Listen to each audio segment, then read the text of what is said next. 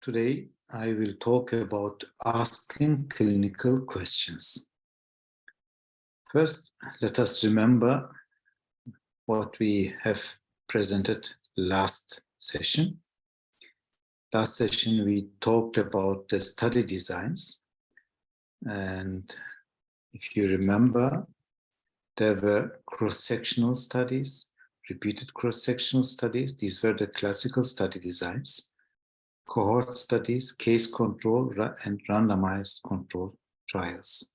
So these were the five most commonly used study designs.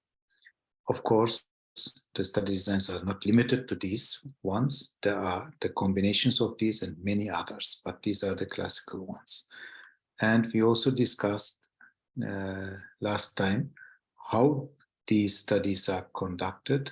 Some of them were prospective, meaning forwards in time. Some retrospective, looking to the past of the participants, of the patients. And some could be both prospective and retrospective. Then we had the epidemiological terms, many terms, including the incidence, prevalence, the most commonly used. Everybody knows these, every health professional knows these actually, but more complicated and difficult to calculate, a little bit more difficult, were the odds ratio, the relative risk, and there we talked about their relationship to these study designs. For example, that in a cohort study that we calculate the relative risk, while in a case control study, we prefer to calculate the odds ratio.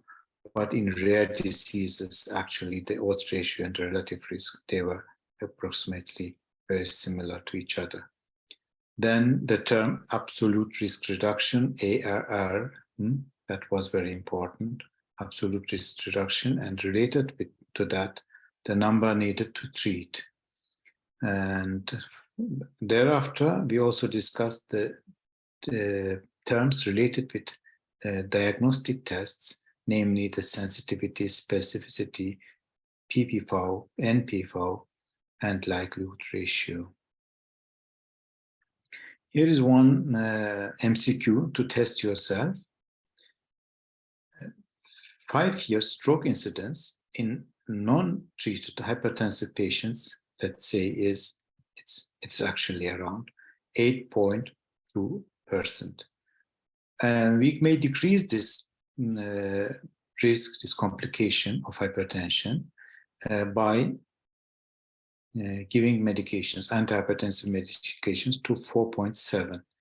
So the question is, how many hypertensive patients must be treated to prevent one stroke?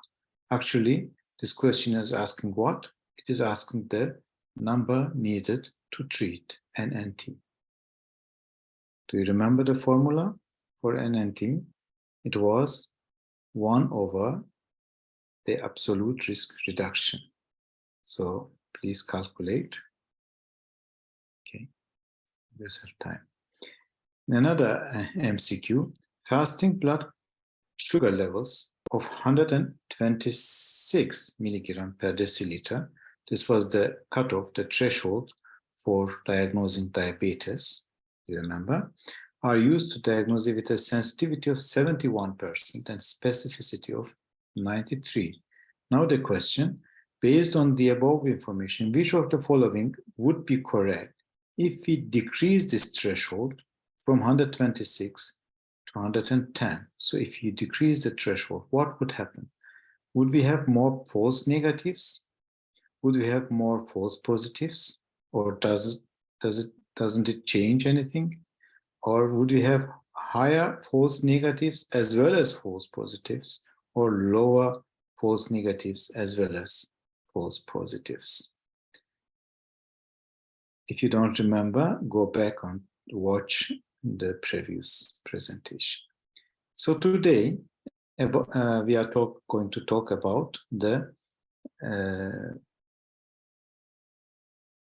asking a clinical question, asking an answerable, they call also asking an answerable clinical question. And in this session, my objectives are that you should be able to distinguish between background and foreground questions. So we will have these two terms. Then explain the components of a well-built foreground, or as well as actually background question, but the foreground is this classical PICO acronym. Then explain strategies for practicing this, what you learn in today's session in your daily learning practice. Let us stop here.